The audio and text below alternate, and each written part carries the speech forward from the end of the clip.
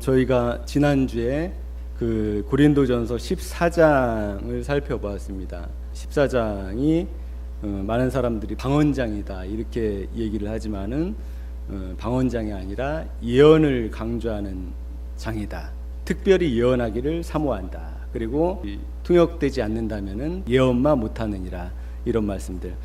그 다음에 이제 지속적으로, 그러니까 14장 전체 모든 문맥에서 바울이 예언을 강조하는 그런 것을 우리가 알 수 있었습니다. 그래서 현대 방언이 사도행전에 나오는, 그 다음에 고린도서에서 나오는 그런 방언과 너무나 거리가 멀다. 왜냐하면은 지난주에 말씀드렸듯이 현대 방언은 방언만 있을 뿐 통역이 없다. 그 다음에 고린도전서 14장은 방언을 얘기하는 것이 아니라 너희가 예언하기를 사모한다. 예언하기를 사모한다. 라고 이제 바울이 계속 얘기를 했다는 것이죠. 그리고 이제 가장 우리가 이제 논쟁이 되는 것이 13장입니다. 13장. 사랑장인데 그 사랑장이 많은 사람들이 거기에 들어있는 예언도 그치고 방언도 그치고 지식도 페하리라, 이 말씀들에 대한 논란이 많이 있습니다. 근데 전통적으로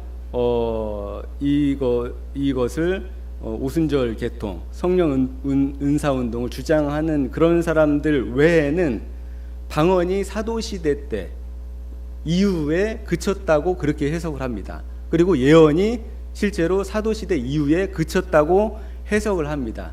그래서 그 온전한 것이 무엇이냐, 가장 큰 은사, 그것이 사랑이라는 거죠. 사랑. 그래서 거기 우리가 13절에서도 쭉 바울이 사랑을 얘기하고 있지만은 계속 예언, 천사의 말을 하고 방언을 말하고 온갖 하늘의 지식을 다 알고 있고 기적을 행하고 능력을 행하고 이 모든 것들을 나열하면서 사랑이 없으면 아무것도 아니다 라고, 그리고 의미가 없다라고 얘기를 하면서 바울이 가장 큰 것이 사랑이다 라고 이제 결론을 내리는 것을 우리가 볼 수 있었습니다. 그래서 우리가 고린도전서 12장, 13장, 14장 전체 맥락을 문장을 살펴보면은 오늘날의 성령운동, 특별히 방언, 성령운동 해봤자 방언밖에 없습니다. 방언 외에는 사람들이 흉내낼 수 있는 것이 없기 때문에. 그러니까 이 시대에 어떤 성경에서 말하는 예언이 있습니까? 실제 통역이 없잖아요. 그러니까 방언만 그런 식으로 성령 운동을 하고 있지만은 그것이 성경적으로 봤을 때 너무나 잘못되어 있는 것이고, 왜냐하면은 일단은 통역이 없으면 교회에서는 잠잠하라, 그리고 차서를 따라, 두세 사람이 방언을 한 다음에 통역을 해라 라고 분명히 하나님이 질서를 얘기하셨고, 예언도 마찬가지로 한 사람이 예언하고 그 사람 또 다른 사람이 예언하고 이렇게 순서대로 질서대로 하라는 하나님의 그 명령을 오늘날 교회와 성도들이 어기고 있다는 것이죠. 그래서 오늘은 제가 이제 다룰 주제는 성경에는 방언 기도라는 것이 없다는 것이죠. 오늘날 방언이라는 것이 무슨 목적으로 쓰이냐면은 기도의 목적으로밖에 쓰이질 않습니다. 방언을 왜 하죠? 그래서 사람들이 그냥 방언 뒤에다 붙이는 것이 그냥 기도입니다. 방언 기도. 방언 기도. 그러니까 방언이라는 것이 기도의 목적으로 결코 주어진 것도 아니고 쓰여지지 않았다는 것을 오늘 우리가 사도행전과 고린도 전서를 비교를 하면서 좀 살펴보려고 합니다. 먼저는 이제 사도행전 2장 1절 이제 보시면은 이 오순절이 되어서 그들은 모두 한 곳에 모여 있었다 이렇게 나옵니다. 근데 이제 많은 사람들이 착각하고 있는 것이 뭐냐면은 이 2장 1절이 새로운 날입니다. 새로운 오순절 날입니다. 예수님께서 승천하시면서 성령을 기다려라 했던 그 날입니다. 근데 그 1장에 보면은 다른 내용이 나옵니다. 어떤 내용이 나오냐면은 그 많은 사람들이 그 다락방에 모여서 열심히 마음을 같이하여 기도에 힘쓰는 내용들이 나옵니다. 근데 1장 마지막 그 구절들을 보면은 누구를 뽑냐면은 그 가룟 유다 대신에 12사도 중에 한 사람을 더 뽑습니다. 어떤 사람 뽑냐면은 마띠아라는 사람을 사도로 이제 뽑게 되는 것이죠. 근데 이제 문제는 많은 사람들이 이 오순절날 모여서 열심히 힘써 기도하면서 방언 이제 성령이 임해서 이제 방언 말하기를 시작한 줄 아는데 그것이 아니라는 것이죠. 1장을 보면은 14절 15절 보시면은 이들은 모두 여자들과 예수의 어머니 마리아와 예수의 동생들과 함께 한 마음으로 기도에 힘썼다. 그 무렵에 신도들이 모였는데 그 수가 120명쯤이었더라. 베드로가 그 신도 가운데 일어서서 말하였다. 그러니까 지금 여기가 이제 우리가 흔히 알고 있는 마가의 다락방입니다. 이름을 다락방이라고 해서 저는 예전에 우리가 살던 다락방 있잖아요. 뭐 집에 사는 조그만 공간 있잖아요. 뭐 물건 집어넣는 그런 다락방이 아닙니다. 그래서 그런 다락방에 어떻게 120명이 들어갈 수가 있겠어요. 그래서 다락방을 한번 보여드릴까요? 여기가 실제로 마가의 다락방이라고 추정되는 이 연회장입니다. 연회장. 그러니까 마가의 다락방 그래가지고 어떤 아주 조그만 집이나 공간을 얘기하는 것이 아니라 연회장입니다. 그러니까 120명 정도가 모여서 활동을 하고 모여서 기도를 할 수 있으려면 어떻게 해야 되겠습니까? 커야 되겠죠. 그러니까 우리가 생각하는 다락방, 그러니까 아주 협소하고 무슨 이렇게 그런 곳이 아니라는 것이죠. 그러니까 실제로 여기는 마가의 다락방, 이스라엘에 있는 마가의 다락방이고 이것을 이제 성지 순례를 하는 장면입니다. 그러니까 120명이 충분히 모일 정도로, 그러니까 더 많은 사람들이 모일 정도로 충분한 공간이 있었던 곳이에요. 그래서 그것을 우리가 다락방이라고 표현을 해서 이제 감이 잘 오지 않는 것이죠. 하지만은 이제 마가의 다락방 120문도가 모이고 또 많은 사람들이 더 이제 모일 수 있을 만큼 큰 장소라는 거죠. 그래서 2장에 보면은 3,000명쯤이 예수님을 믿게 되었다 이렇게 나오거든요. 그리고 이제 많은 사람들이 이 성령을 받은 사람들이 방언을 말하는 것을 듣고서 그 소리를 듣고 모였다고 그랬습니다. 그 소리를 듣고 와서 보고 이들이 어떻게 된 것이냐 이렇게 됐다고 나오는데 그 이유가 폐쇄적인 공간이 아니라 연회장 같이 어떤 사람들이 드나들 수 있는 공간이었다는 것이죠. 그래서 오늘 1장 다시 한번 살펴보면은 그래서 1장은 이제 오순절날 전입니다. 그러니까 오순절 전에 주님께서 말씀하셨듯이 열심으로 기도를 했다는 거예요. 그리고 사도도 뽑았습니다. 그 다음에 이 사도행전 2장 1절이 뭐냐면은 이제 오순절날 아침 같습니다. 이때가. 그러니까 오순절이 되어서, 그러니까 그 전에 모였던 사람들이 이제 한 곳에 모여 있는 것입니다. 여기에서 오순절이 되어서 이들이 한 곳에 모여서 열심히 기도하고 있었다라는 말씀이 없죠. 그죠? 예. 성령 받기를 위해서 요즘처럼 막 성령 주십시오 하나님 이런 기도했다는 내용이 없습니다. 기도했다는 내용은 1장에 있는 것이고요. 2장부터는 지금 이제 오순절이 되어서 아침입니다. 아침이에요.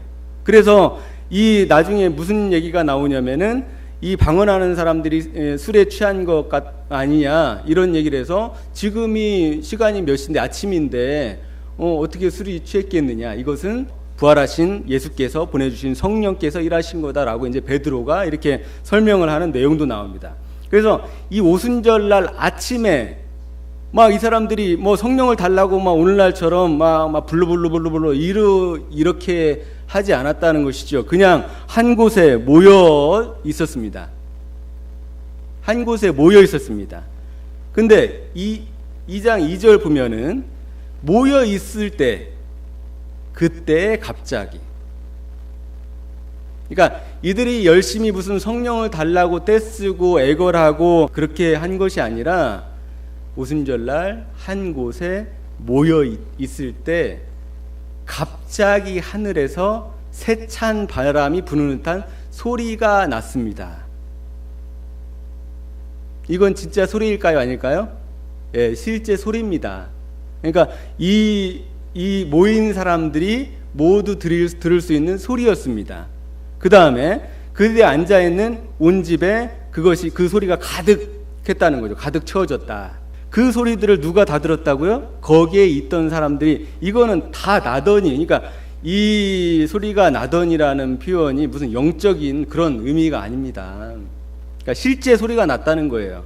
그 다음에 그 소리가 온 집안에 가득했다. 그 다음에 3절에 보면 불길이 솟아오를 때처럼 혓바닥처럼 갈라지는 것 같은 혀들이 그들에게 나타나더니, 그러니까 예수님께서 침례를 받으시고 요단강에서 올라오실 때 뭐가 나타나셨다고요? 성령이 비둘기같이 나타나셨다고 그랬죠? 그와 같습니다. 그러니까 이 보면은 혀들이 그들에게 그들에게 뭐 했다는 거예요? 아까 실제로 바람이 불었듯이 그들에게 이런 불길과 같은 혀 모양이 보였다는 것이죠. 그 혀들이 누구에게 내려앉았다고요? 각 사람 위에. 네. 불 같은 혀 모양이 나타나더니 그들 각 사람 위에 실제적으로 내려앉았습니다. 이것이 영적인 것이라고, 실제적인 것이라고요? 네, 실제 소리와 실제 불 같은 혀입니다. 그것이 각 사람에게 내려앉았을 때 4절 보면은 그들은 모두 성령으로 충만하게 되어서 성령이 시키는 대로 각각 방언으로 말하기 시작하였다. 이렇게 되어 있습니다. 각각 방언으로 말하기를 시작하였다. 오순절 성령 강림에 대해서 너무나 많은 사람들이 오해를 많이 합니다. 이 120문도가 열심으로 기도하고 막 있을 때 성령께서 갑자기 나타나서 뭐 방언이 임하고 이런 식으로 이제 얘기를 하지만 그것이 아니라는 것이죠. 이들이 기도하고 있을 때가 아니라 오순절날 아침에 모여 있을 때 갑자기 바람 소리가 그 집안이 가득했고, 그 다음에 실제로 불의 혀 같은 것이 실제로 나타났고 보였고, 그 불의 혀 같은 것들이 실제로 그들에게 임했을 때 그들이 성령으로 충만하게 되어서 각각 방언으로 말하기를 시작했다는 것이죠. 명확하게 그려지시죠? 그죠? 네, 명확하게 그려지실 겁니다. 그러니까 우리가 생각하는 것처럼 이 소리가 영적인 게 아니라는 것이죠. 그 다음에 불의 혀같이 갈라지는 것이 그들에게 나타나는 것이 영적인 게 아니라 실제로 나타났다는 것이죠. 그것이 환상이 될 수도 있고요, 실제 하나님이 무엇인가 나타내서 보이실 수도 있던 것이고요. 그죠? 네, 하나님이 실제로 나타나서 제가 봤을 때는 보여주셨던 것 같습니다. 그런 것이 왜 불가능하겠습니까? 그래서 그들 각 사람 위에 내려앉았을 때에 성령으로 충만하게 되어 성령이 시키는 대로 방언을 말하기 시작하였습니다. 이 방언이 어떤 방언이냐? 그러니까 오늘날 방언을 주장하는 사람들이 오순절에 임한 방언은 외국어 방언이라는 것을 다 인정을 합니다. 왜냐하면 인정 안 할 수가 없는 구절들이 많이 있거든요. 특별히 뭐 2장 9절 보면은 여기에 모였던 사람들이 너무나 많은 지역 사람들이었지 않습니까? 아까 읽은 대로 뭐 바데, 메데, 엘람, 메소포타미아, 유대, 갑바도기아, 본도, 아시아, 부르기아, 밤빌리아, 뭐 이런 수많은 지역 사람들이 모여서 모여서 자기 언어로, 자기 나라 말 언어로 이 유대인들이, 그러니까 그 말을 전혀 할 수 없다고 생각하는 이 유대인들이 말을 하고 있기 때문에 너무 놀란 것이죠. 그래서 5절 보면은 예루살렘에는 경건한 유대인들이 세계 각국에서 와서 살고 있었다. 이제 왜냐하면은 이때가 이제 오순절은 이제 유대 3대 절기 중 하나였지 않습니까? 그래서 유대인들이, 경건한 유대인들이 각국에서 모여서 이제 그 절기를 지키는 때였습니다. 그래서 모여 있다가 이렇게 이제 이런 말소리가 나니라고 되어 있습니다. 왜냐하면 거기에 모여 있던, 제가 봤을 때는 적어도 150명 이상이었을 것 같습니다. 왜냐하면 그 전 1장에 보면은 120명이 같이 모여서 기도를 하고 있었기 때문에, 그죠? 그러니까 150명 이상 정도가 모여 있었을 것이라고 생각합니다. 이 사람들이 각자 말을 하기 시작했다는 것이죠. 자기 의지와 아무런 상관없이 성령이 시키는 대로 다른 나라 말들을 이 사람들이 무릎 꿇고 이렇게 했었을까요? 그게 아니라는 거죠. 제가 누누이 말씀드렸듯이 방언이라는 것은 기도가 아닙니다. 이들이 기도하고 있던 게 아닙니다. 그래서 이렇게 말하는 것이 150명 정도가 막 이렇게 서로 말하는 것이 막 들리니까 그 주위의 사람들이 이 말소리를 듣고서 많은 사람이 모여와서, 그죠? 많은 사람들이 이걸 듣고 모여와서, 그 다음에 중요합니다. 각각 자기네 지방말로 제자들이 말하는 것을 듣고서 어리둥절하였다. 이것이 방언의 정확한 개념이고 정의입니다. 그러니까 방언이라는 것을, 사도행전에 나타나는 방언이라는 것은 완벽한 외국어라는 것이죠. 그런데 오늘날 성령운동하는 사람들이 이 완벽한 외국어라는 개념을 왜곡시켜서 사람들을 속이고 있는 것이죠. 사도행전 오순절에 임한 그 방언은 외국어였지만은 고린도전서에서 얘기하는 방언은 다른 방언이다. 하나님께 말하는 방언. 뭐 이런 식으로 이제 그 왜곡을 시킵니다. 그것이 왜곡이 됐다 할지라도, 고린도서에 말하는 방언이 그들이 말하는 방언이라고 할지라도 뭐가 있어야 된다고요? 예, 고린도전서 14장은 반드시 통역을 얘기하고 있습니다. 그 다음에 방언보다 예언을 하기를 기도하라 라고 되어 있습니다. 그리고 너희가 방언을 말한다면 통역하기를 기도하라 라고 되어 있습니다.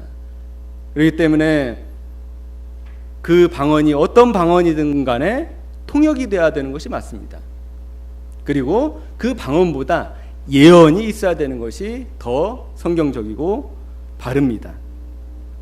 그래서 지금 보면은 자기네 지방말로 제자들이 말하는 것을 듣고 어리둥절했습니다. 왜냐?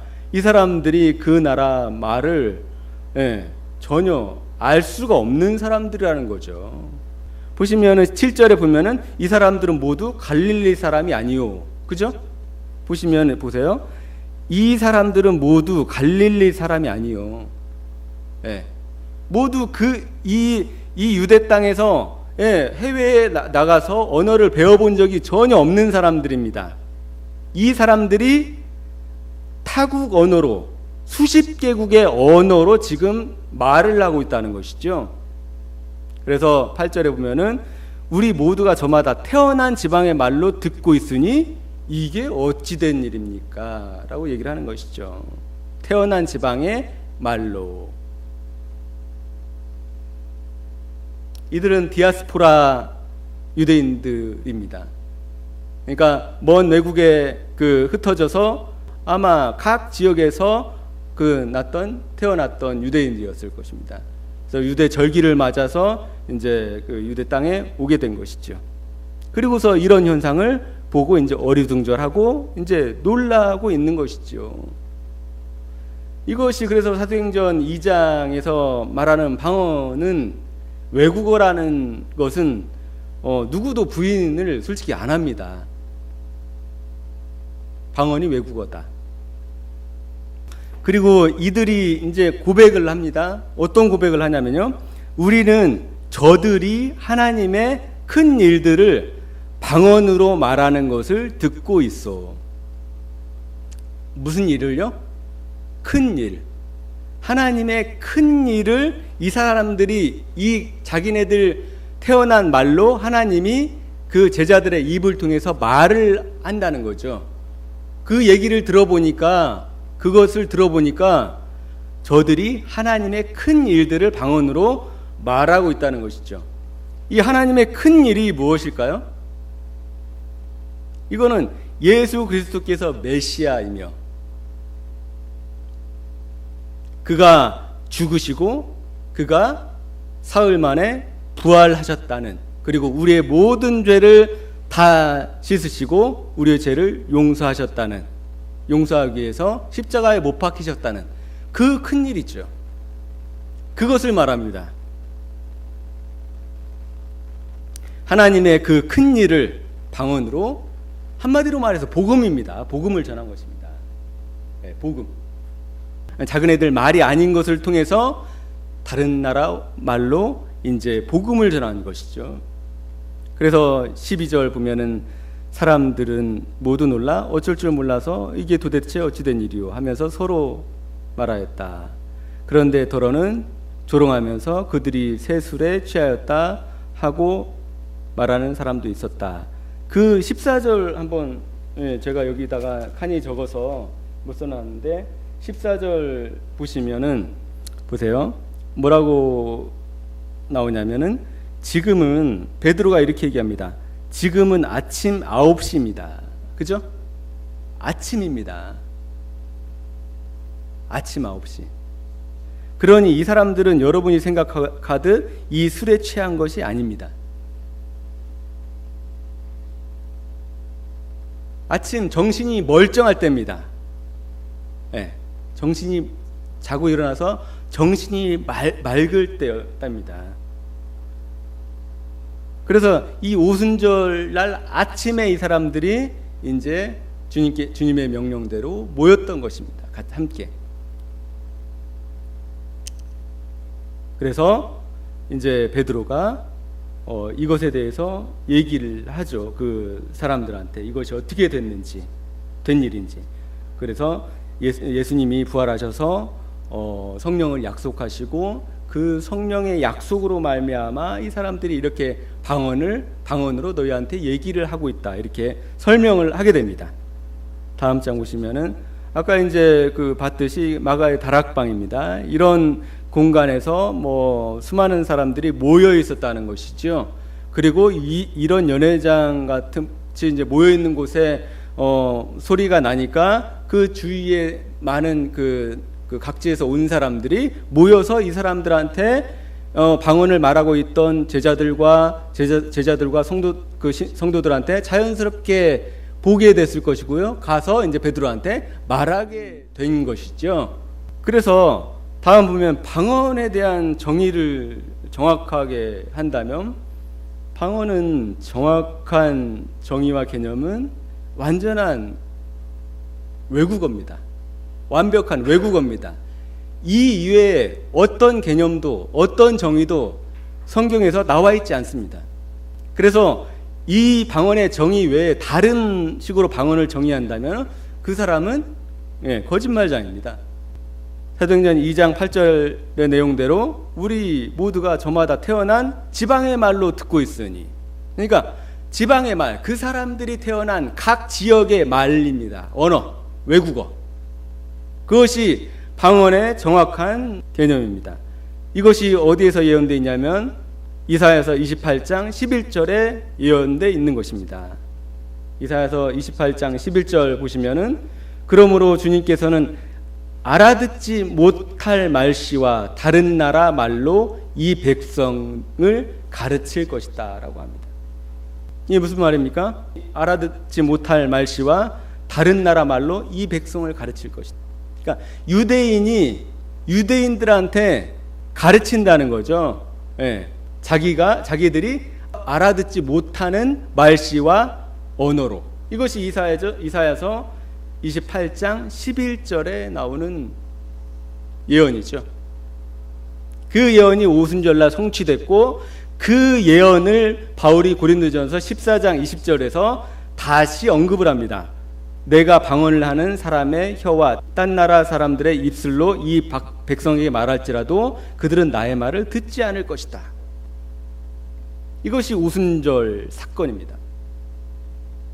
고린도전서 14장 여기 보시면은 14장 20절 보면은 방언을 하는 다른 나라 사람들의 언어와 딴 나라 사람들의 입술로 이 백성에게 말할지라도 그들은 나의 말을 듣지 않을 것이다. 이렇게 얘기를 하고 있죠. 하나님 이제 복음을 전함에도 불구하고 그가 메시아고 너희가 기다렸던 그 메시아고 그가 우리 죄를 위해서 죽으시고 십자가에서 죽으시고 부활하셨다 라는 것을 이제 말할지라도 다른 나라 말로 할지라도 듣지 않을 것이다. 이 말을 인용한 겁니다. 바울이 고린도전서에서.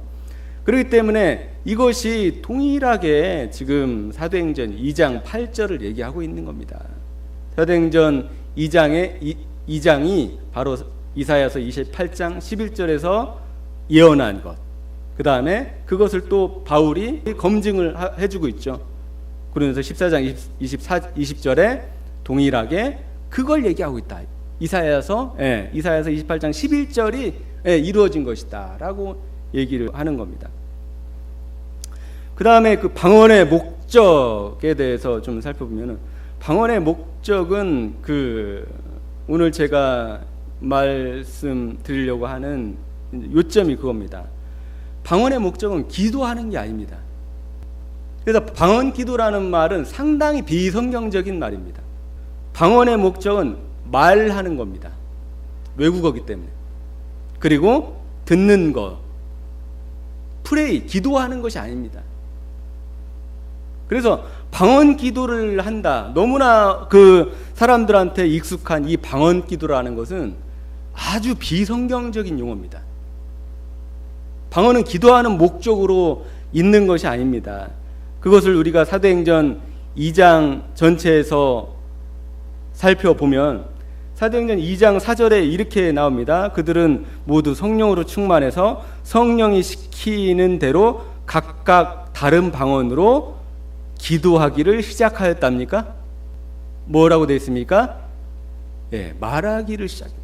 이 사람들이 기도였다면 여기에 프레이로 되어 있을 겁니다. 기도하기를 시작했다. 방언으로 기도하기를 시작했다. 이렇게 되어 있을 겁니다. 하지만은 다른 방언으로 말하기를 시작했다는 거죠. 스피크.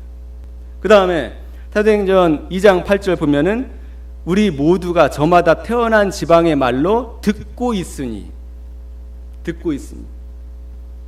뭐라고요? 내가 태어난 나라 말로 듣고 있으니. 방언이 무슨 목적으로 주어졌습니까?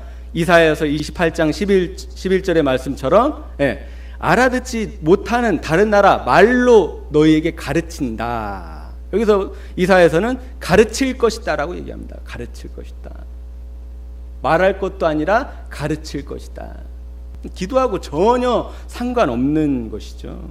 가르칠 것이다. 말로 듣고 있으니. 그리고 이 사람들이 이 말로 듣고서 뭐라고 합니까? 그것을 하나님의 큰일 말하는 것을 듣는다. 그죠? 하나님의 큰일 말하는 것을 듣는다. 어찌미뇨 이게. 그 큰일이 뭡니까? 복음입니다. 복음. 예수 그리스도의 메시아 되심과 죽으심과 부활하심, 그리고 심판자 되심, 다시 오실 것에 대한 그것이죠. 그래서 이 방언 기도라는 건 이 성경에 없습니다. 방언의 목적은 말하는 겁니다. 말해서 가르치는 겁니다. 사도행전 2장 8절 보면은 히어 우리가 듣고 있다. 우리 언어로, 우리나라 말로 듣고 있다 라고 되어 있습니다. 그리고 사도행전 2장 11절 보시면은 우리는 저들이 하나님의 큰 일들을 우리 각자의 말로 이야기하는 것을 뭐하고 있어요? 듣고 있습니다. 여기 제가 표시를 잘 안 했네요. 말로 이야기하는 것을 우리 각자의 말로 말하는 것을, 우리한테 말하는 것을 듣고 있다. 근데 이 사도행전 2장 4절에 이 그 정의와 이 개념이 고린도전서 14장에 나오는 정의와 개념하고 완전히 일치가 됩니다. 한번 보시겠습니다. 고린도전서 14장 전체를 살펴보면은 보세요. 14장 2절부터 이렇게 나옵니다. 방언으로 말하는 사람은 사람에게 말하는 것이 아니라 하나님께 말하는 것입니다. 뭐 한다고요? 말하는 것. 여기서 기도하는 것이라고 했습니까? 사람에게 말하는 것이라고요. 말하는 것. 근데 오늘날 사람들은 방언하면 뭐만 생각해요? 방언 기도. 예. 오늘날 방언이라는 것은 기도의 목적 외에는 전혀 사용되지 않기 때문에 그냥 방언 기도라는 것이 그 공식 용어가 되어 있습니다. 이 방언은 외국어이기 때문에 사람에게 말하는 것입니다. 또 고린도전서 14장 4절 보겠습니다. 방언으로 말하는 사람은 자기에게만 덕을 세우고, 방언으로 기도하는 사람이요? 말하는 사람, 자기에게 덕을 세우고. 하지만 예언은 교회의 덕을 세운다고 얘기했죠, 바울이. 그래서 너희가 예언하기를 원한다. 통역이 없다면 예언만 못하느니라, 이렇게 얘기를 했죠. 그리고 보면은 6절에 보면은 14장 6절에 보면은 내가 너희에게 나아가서 방언으로 말하고. 바울이 방언으로 기도합니까? 내가 방언으로 말하고 계시나 예언이나 여러 가지 지식으로 얘기하지 않으면은 너에게 무슨 유익이 있으리요? 방언 1만 마디보다 알아듣는 5마디가 낫다라고 얘기를 하지 않습니까? 그때 바울이 한 얘기입니다. 내가 너희에게 나가서 방언으로 말하고. 바울은 한 번도 성경에서 방언으로 기도한다는 표현, 사도행전도 마찬가지고 고린도전서 14장도 마찬가지입니다. 방언으로 기도한다는 표현이라는 것은 성경에 전혀 없습니다. 자, 고린도전서 14장 23절 보면은 온 교회가 한 자리에 모여서 방언으로 말하면. 요즘에 한 자리에 모여서 방언으로 뭐 합니까? 예, 방언으로 기도하지 않습니까? 예, 한 자리에 모여서 방언으로 기도하면이 아니라고요.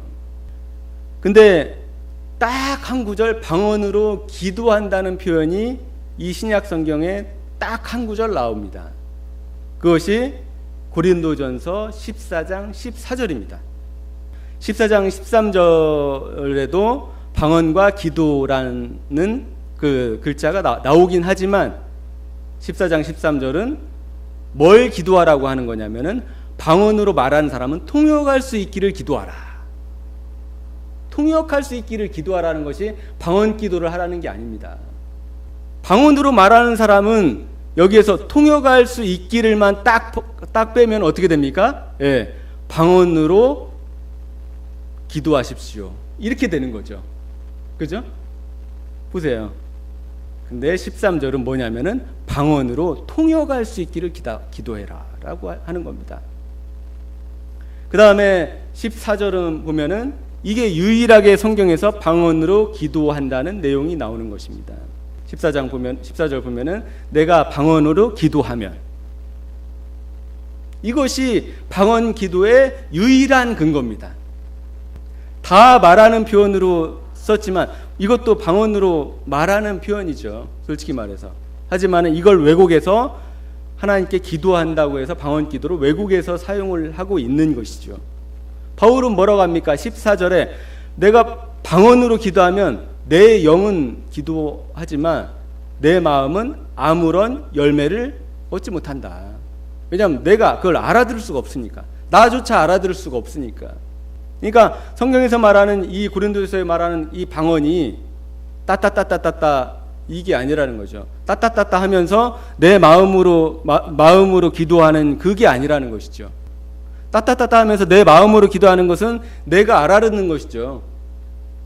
내가 한국어로 마음속으로 기도하고 내가 그걸 이해하고 기도하는 거잖아요. 그죠? 네. 바울이 그래서 15절에 의문을 던집니다. 그럼 어떻게 하겠냐? 열매가 없는데, 마음에 아무런 열매가 없는데.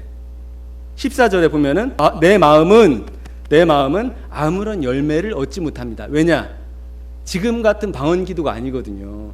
따따따따 하면서는 내가 한국어로 생각하고 한국어로 마음속으로 기도하고 있는 거예요. 그건 실제 방언이 아니에요. 그죠? 하지만은 이 고린도 교회 교인들이 했던 방언은 나도 알아들을 수 없는 방언이라고요. 실제 외국어이기 때문에. 그러니까 이 사람이 통역의 은사가 없다면은 내가 무슨 말을 하는지도 모른다는 거예요. 그래서 바울이 뭘 얘기하냐면 그럼 어떻게 해야 되겠습니까? 해결책을 제시하죠.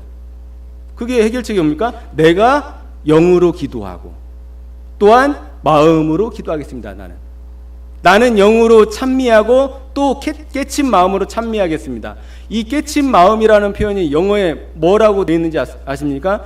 여기 보시면 여기 더 언더스탠딩, 이해하는 것, 내가 이해하는 것으로 기도하고 내가 이해하는 것으로 찬양하겠습니다. 왜냐?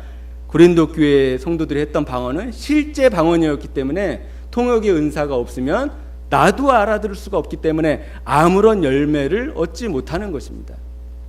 바울이 그 1만 마디보다 깨친 마음으로 5마디 하는 것이 낫다. 여기 보면은 방언으로 기도하고 이게 방언 기도의 유일한 근거지만은 바울은 방언으로 기도하고만을 얘기하고 있지 않고 뭐라고 합니까? 방언으로 찬양하고 찬미하고. 교회에서 방언으로 찬송하죠? 왜 찬송을 안 합니까? 공식적으로 방언 찬송도 있는데 여기 보면은 공식적으로 만들어서, 하지만 공식적으로 교회에서 방언으로 기도는 하지만은 앞에 나와서 뭐 기도도 인도합니다. 방언으로. 하지만은 방언으로 찬양도 있어야 되겠죠. 그러면 바울이 얘기한 것은 예를 든 것이죠. 방언으로 기도하는 것은 예를 듣는 것이죠. 그래서 여기 보면은 방언 기도만을 얘기하고 있는 것이 아니라 방언으로 찬양하는 것도 얘기를 하고 있죠. 예. I will sing. 예. 더 understanding. 깨닫는 마음으로 기도하겠다. 영으로 기도하고 영과 깨닫는 마음으로 기도하겠다. 라고 해결책을 제시하는 거죠. 그렇지 않으면 어떻게 된다고 했습니까? 16절에 보면 그렇지 않고 그대가 영으로만 감사드리면, 이게 영으로만 감사드린다는 게 뭡니까? 예, 방언, 지금 계속 방언 얘기를 하고 있는 거잖아요. 예, 방언 얘기를 하고 있으면서 그대가 영으로만 감사드리고, 그러니까 자기가 알아듣지 못하는 그 외국어 방언으로 감사를 드리는 거예요. 감사. 감사합니다. 감사드리면 감 믿기 시작한 사람들은 그것이 무슨 뜻인지 알아듣지 못하므로 어떻게 그 감사 기도에 아멘하고 말할 수 있겠습니까? 대중적인 공식 기도를 얘기하는 것 같습니다. 이건 그죠? 감사 기도라고 하는 거니까 어떤 음식 먹을 때라든가 어떤 뭐에 대해서 공식적으로 감사 기도를 이렇게 알아들을 수 없는 말로 한다면은 감 믿기 시작한 사람들이 무슨 뜻인지 알겠냐. 그거를 믿은 지 오래된 사람들은 대충 식사 뭐 기도할 때 기도하면은 뭐라고 하겠습니까? 뭐 식사 감사 기도 하는가 보다 대충 짐작할 수 있지 않습니까? 하지만은 방언으로 알아듣지 못하는 말로 방언으로 기도하면 아무도 아멘 할 수 없다는 것이죠. 그래서 고린도서 14장은 방언하는 사람들에게 아주 치명적인 장이죠. 방언의 단점들에 대해서 바울이 나열을 하고 있고요. 예언의 탁월성에 대해서 바울이 강조를 하고 있는 장이 고린도서 14장입니다. 그래서 방언장이 아니라 예언장이라는 것입니다. 그래서 우리가 이제 정리를 해보면 사도행전의 성령 역사, 사도행전의 이 성령의 역사를 오늘날 이것을 그대로 이제 따르려고 하는 사람들이 많습니다. 제가 지난주에도 얘기했지만은 예수님께서 행하신 기적과 능력, 예수님께서 성령을 힘입어서 일으키신 표적과 기사, 이런 것들을 오늘날 많은 사람들이 따라서 해보려고 하지만은 그런 표적과 기사가 나타나지 않는다는 것이 문제입니다. 그리고 예수님 가신 이후에 이 사도들이 그런 일을 했습니다. 이 마가복음 16장 17절에 보면 이런 얘기가 나옵니다. 믿는 사람들에게 이런 표정이 따르니 그들이 내 이름으로 귀신을 쫓아내고 새 방언을 말하고 뱀을 집어들며 독약을 마실지라도 절대 해를 입지 않고 아픈 사람에게 손을 얹은 즉 나을 것이다. 이런 일들이 오늘날 일어납니까? 일어나지 않습니까? 예, 일어나지 않습니다. 그러니까 이 사도들에게 주어졌던, 그리고 예수님 당시에 행해졌던 그 기적과 권능이 이 시대에 그대로 이루어지느냐? 그러지 않다는 것이죠. 바울이 고린도전서 13장에서 얘기한 것처럼 방언도 그치고 예언도 폐하리라. 폐해진 역사적인 기록이 벌써 사도행전, 사도시대 이후에 어떤 성령의 능력과 기적과 역사가 지속되었다는 역사적 기록이 전혀 없다는 것이죠. 그래서 여기 보시면 여기서도 또 동일하게 얘기하니까 새 방언을 말하며, 새 방언으로 기도하며가 아닙니다. 여기 스피크라고 되어 있지 않습니까? 방언으로 이야기한다. 스피크가 뭡니까? 방언으로 이야기하고 말하는 겁니다. 방언이라는 것은 기도가 아니라. 그리고 또 오해하는 사람들이 이런 걸 이제 많이 오해를 하죠. 사도행전 2장 17절 하나님께서 말씀하신다. 마지막 날에 내 영으로 모든 사람에게 부어주겠다. 너희의 아들들과 너희의 딸들은 예언하고 너희의 젊은이들은 환상을 보고 너희의 늙은이들은 꿈을 꿀 것이다. 그날에 나는 내 영을 내 남종들과 내 여종들에게 부어주겠으니 그들도 예언할 것이다. 이 말씀을 사도행전에 나타나는 이 2장 17절을 누가 얘기하는 겁니까? 베드로가 얘기하고 있는 겁니다.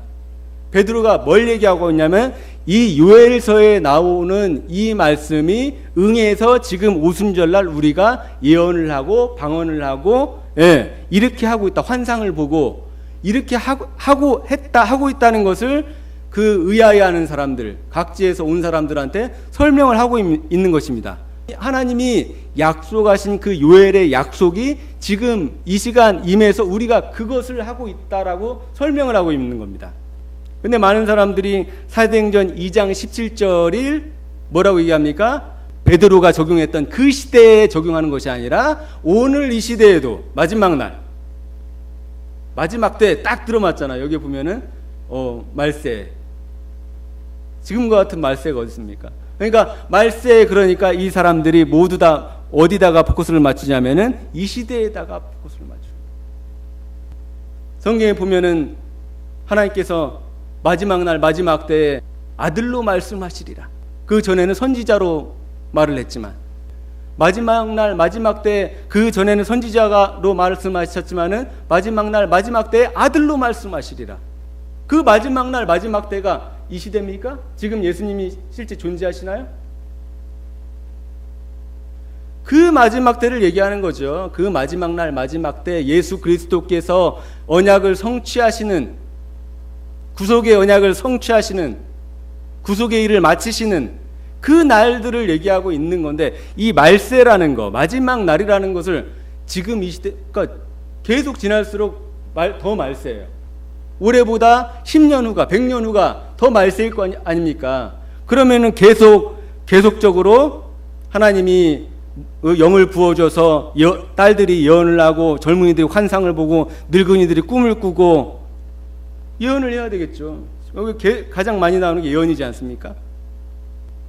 사도행전을 사도행전으로 보지 못하는 실수, 사도행전을 사도행전으로 해석하지 못하는 실수, 그리고 신학적인 안목, 그리고 교회사적인 역사, 이런 것들을 이해하지 못하는 사람들이죠. 성경은 사도행전을 사도행전으로 해석해야 됩니다. 그리고 예수님 당시는 예수님 당시로 해석해야 됩니다. 제가 지난주에 했지만은 같은 성령으로 은사를 주셨다고, 나눠줬다고 말씀하셨지 않습니까? 예수님이 일으키셨던 그 기적이 같은 성령이라면 그대로 일어나야 됩니다. 사도행전에 그대로 일어났습니다. 근데 많은 사람들이 예수님 시대와 사도행전의 그 시대에 그 기적과 표적과 기사와 권능이 일어난 것을 인정하고 있지만은 그것을 이 시대에 동일하게 일어나야 된다고 말을 하지만은 일어나지 않고 있다는 것이죠. 현상적으로. 왜 그럴까요? 바울의 말처럼 예언이 폐해졌기 때문에 그렇죠. 방언이 그쳤기 때문에 그렇죠. 성령의 그런 능력과 기적과 역사, 초자연적인 그 시한적인 것이, 한시적인 것이 끝났기 때문에 그런 거죠. 그러지 않으니까 이 사도행전 2장 17절을 가지고 계속 예언을 하려고 합니다. 환상을 보려고 합니다. 그러니까 보지 않은 환상을 얘기합니다. 듣지 않은 예언을 얘기합니다. 그러니까 뭐밖에 없습니까? 다 가짜밖에 없습니다. 그래서 마태복음 2장 22절 23절에 이런 말씀 있죠.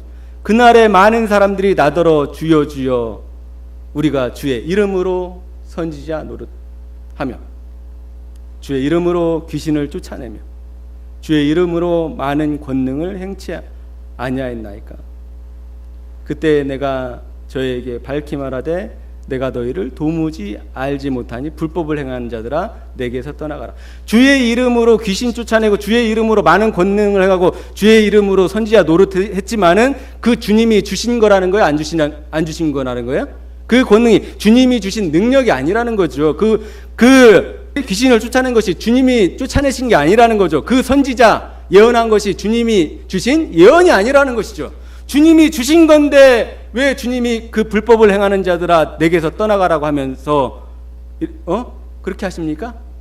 이 사람들을 도무지 알지 못하는 사람들입니다. 주님은 그들이 예수님의 이름을 팔아먹을 뿐이지 예수님의 이름으로 장풍을 날려서 많은 사람들을 쓰러뜨리게 하고요, 예수님의 이름으로 예언을 하고 선지자 노릇을 한다고 합니다. 귀신을 쫓아냅니다. 하지만은 그것이 하나님의 능력이 아니라는 거죠. 하나님의 영의 능력과 영의 역사, 영의 권능이 아니라는 것이죠. 마태복음 7장 22절이 어느 시대에 딱 적용됩니까? 이 시대에 딱 적용됩니다. 신명기 18장에 말씀하신 것처럼 내 이름으로 내가 명하라고 하지 않은 것을 내 이름으로 말하는 자는 죽을 것이다. 이 구약 시대에는 하나님의 여호와라는 이름조차 부를 수 없을 정도로 이 하나님의 이름을 망령되이 일컫는 것은 아주 큰 죄였습니다.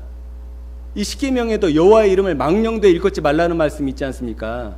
여호와의 이름을 망령되이 일컫는 사람들이 이 시대에 얼마나 많은지, 예수님의 이름으로, 하나님의 이름으로 하나님이 내가 기도하는데 너한테 이런 말씀을 주셨어 이럽니다.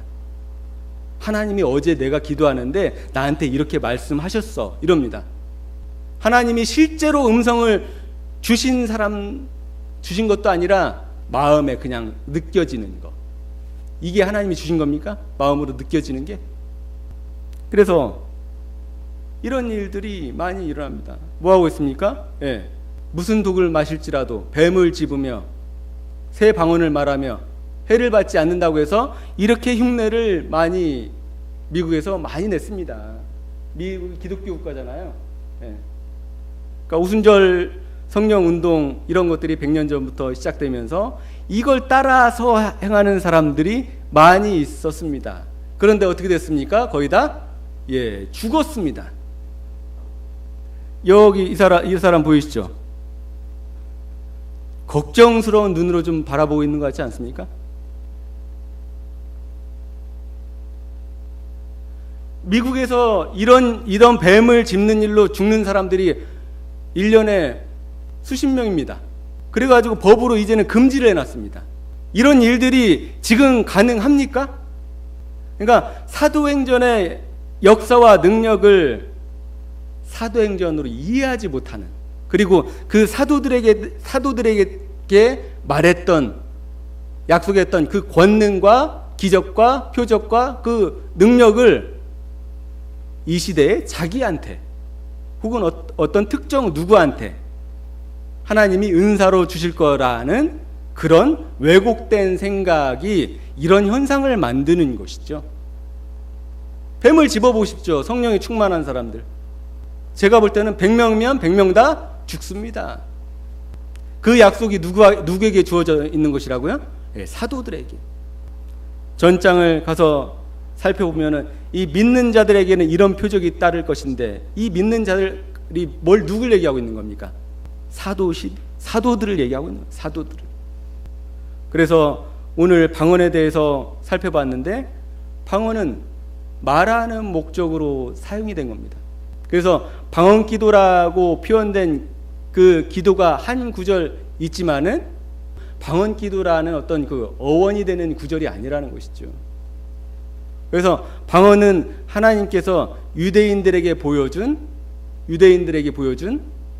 표징입니다. 유대인들한테. 다른 나라 말로 너희에게 말할지라도 너희가 듣지 아니하리라. 너희가 누굽니까? 그 요엘서에서 너희가 다른 나라 사람들의 말로 너희에게 말할지라도 너희가 듣지 아니하리라. 그 너희가 누구예요? 유대인들이라고. 유대인들. 요엘서에 우리 이방인들이 그 구약 시대 때 그 이방인들이 하나님의 말씀을 들을 권리와 권한이 없습니다. 너희에게 말할지라도. 그렇다면은 그 사도 시대 때 이 방언은 유대인들을 위한 표적이었다는 것이죠. 하나님께서 성령으로 임하셔서 그것이 증거하는 것이 예수 그리스도를 증거하는 것이죠. 예수 그리스도를. 모든 사도행전의 성령의 능력과 기적과 방언, 통역, 예언, 모든 은사들이 뭘 드러내기 위해서 있는 것입니까? 예수 그리스도의 죽으심과 부활하심, 그리고 예수 그리스도의 메시아 되심을 드러내기 위한 것이죠. 그 목적이 끝난 다음에는 이것들이 사라졌습니다. 이 오순절날 초기에 성령의 능력으로 임했던 그 강력한 그 역사는 나중에 어떻게 됐다고요? 점차 사라지게 된 것이죠.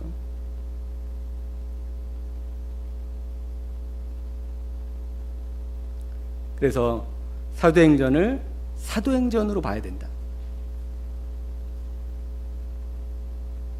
복음서를 복음서로 이해하고 바라봐야 된다. 봐야 된다. 바울이 기적으로 복음을 전했다는 내용이 성경에 있습니까? 없습니까? 거의 없습니다. 바울은 전도에 미련한 것으로 복음을 전했고, 이 시대도 마찬가지입니다. 전도에 미련한 것. 가장 큰 테스트죠. 가장 큰 테스트. 아무 기적과 능력을 보지 못하지만은 에베소인가요? 예수 그리스도를 너희가 보지 못하나 뭐 한다고요? 사랑하는도다.